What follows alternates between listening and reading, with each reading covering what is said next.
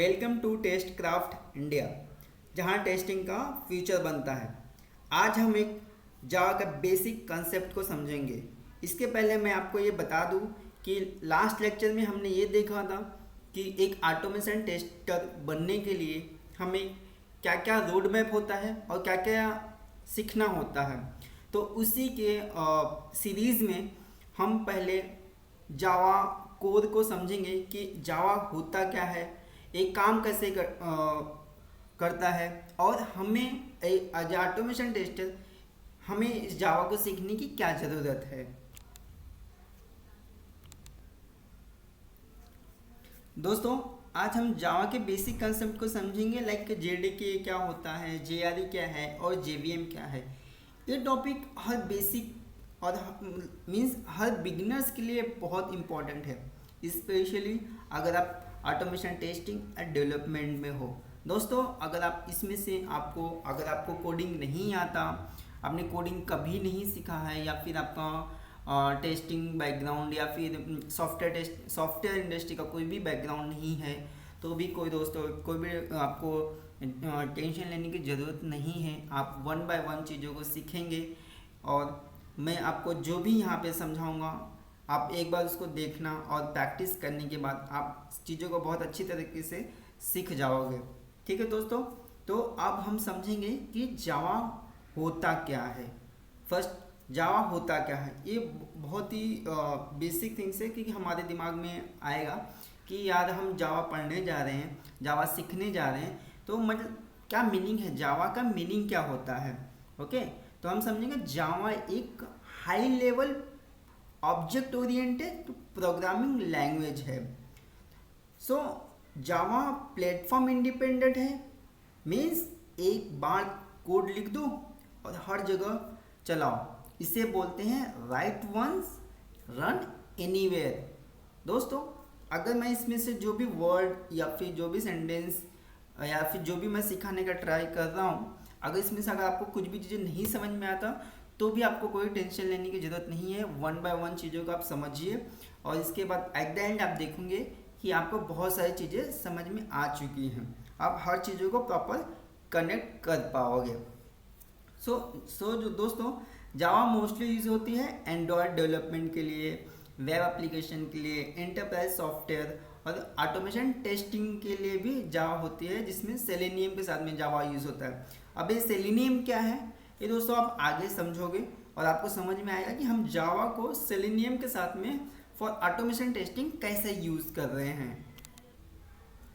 सो दोस्तों, जैसे आप देख रहे हो स्क्रीन पे कि एक मैं ब्लॉक डायग्राम बना के रखा हूँ। इसके बाद आप ब्लू कलर के स्क्रीन पे देख रहे हो कि कैसे एक फ्लो डायग्राम है।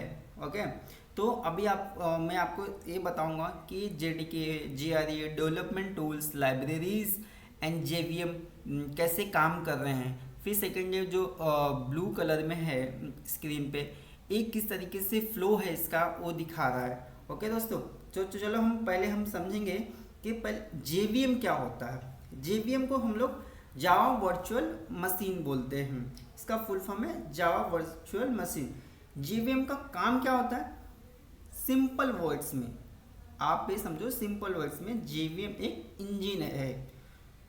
जेवीएम क्या है, एक इंजन है, लाइक जैसा बाइक में इंजन होता है या फोर व्हीलर्स में इंजन होता है, गाड़ियों में इंजन होता है, ऐसा जेवीएम एक इंजन है इस सॉफ्टवेयर लैंग्वेज का। ओके, तो जेवीएम क्या करता है, जेवीएम बाइट कोड को रन करता है। क्या करता है, जेवीएम बाइट कोड को रन करता है। जेवीएम हर ओएस के लिए अलग अलग होता है, जैसे Windows, Mac, Linux, but byte code same रहता है। सो इसमें क्या होता है कि आपने जावा कोड लिखा, कंपाइल करा, बन गया dot class file, byte code. अब जेवीएम उस डॉट क्लास फाइल को समझता है और उसे रन करता है।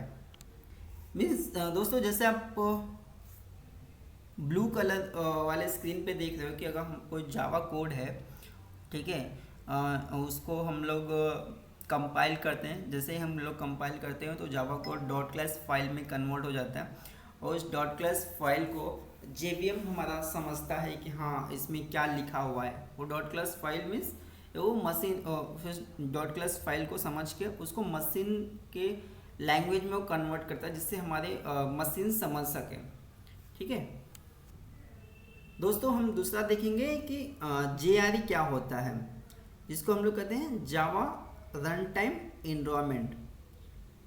ये बेसिकली JVM और कुछ लाइब्रेरीज और क्लासेस के कॉम्बिनेशन है जो प्रोग्राम को रन करने के लिए ज़रूरी होता है।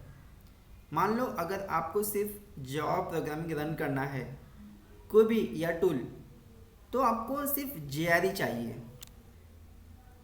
एंड थर्ड वन क्या है, JDK। JDK means Java development kit. JDK क्या करता है, JDK is a combination of JRE plus development tools like compiler, Java debugger और भी लाइब्रेरीज वगैरह सभी यूज़ होता है। मीन्स इसका ज़रूरत क्या होता है कि अगर आप कोई जावा कोड लिख रहे हो या डेवलप कर रहे हैं तो आपको JDK की ज़रूरत होती है। तो दोस्तों जैसा आप समझ रहे हो कि अगर आपको सिर्फ जावा प्रोग्राम को रन करना है तो आपको JRE की ज़रूरत है। अगर आप जावा प्रोग्राम को लिख रहे हो, डेवलप कर रहे हो, तो आपको JDK की ज़रूरत है। तो चलो हम लोग एक समरी देख लेते हैं कि किस चीज़ की क्या ज़रूरत होती है।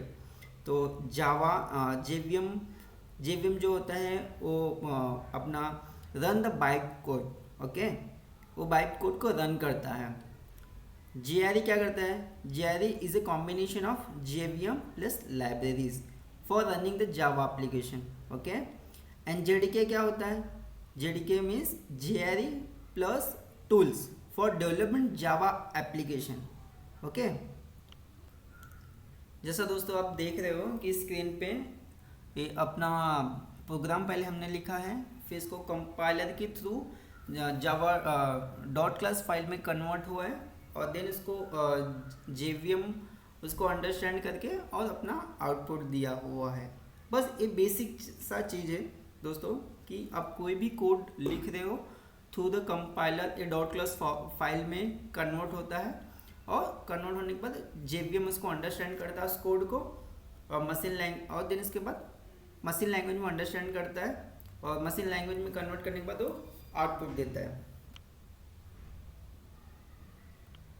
तो ये बेसिक सा था आपको जावा को समझने के लिए कि जावा काम कैसे करता है और जावा होता क्या है। अब इसको आपको इंस्टॉल करना है तो अब JDK इंस्टॉल करना होता है, इसके लिए साथ ही JRE भी आता है। तो आप इसको ऑफिशियल वेबसाइट हैं एडॉप्ट ओपन JDK, वहाँ से आप लेटेस्ट JDK डाउनलोड कर सकते हैं। ठीक है दोस्तों, अगर आपको वेबसाइट का लिंक चाहिए तो कमेंट बॉक्स में आप कमेंट कर देना, तो मैं पर्सनली आपको लिंक प्रोवाइड करवा दूंगा, ओके। तो दोस्तों फाइनली मैं यही बोलूँगा कि यहाँ था जावा का बेसिक JVM, JRE और JDK का सिंपल ब्रेकडाउन। अगर आपको वीडियो हेल्पफुल लगा हो तो लाइक करो, सब्सक्राइब करो और बेल आइकन दबा दो। नेक्स्ट वीडियो में हम देखेंगे जावा का बेसिक सिंटेक्स और एक छोटा सा प्रोग्राम कैसे लिखते हैं वो देखेंगे।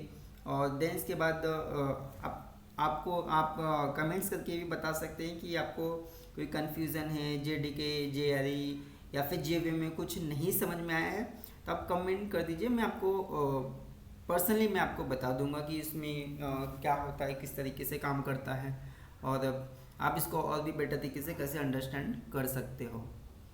ओके दोस्तों, थैंक यू।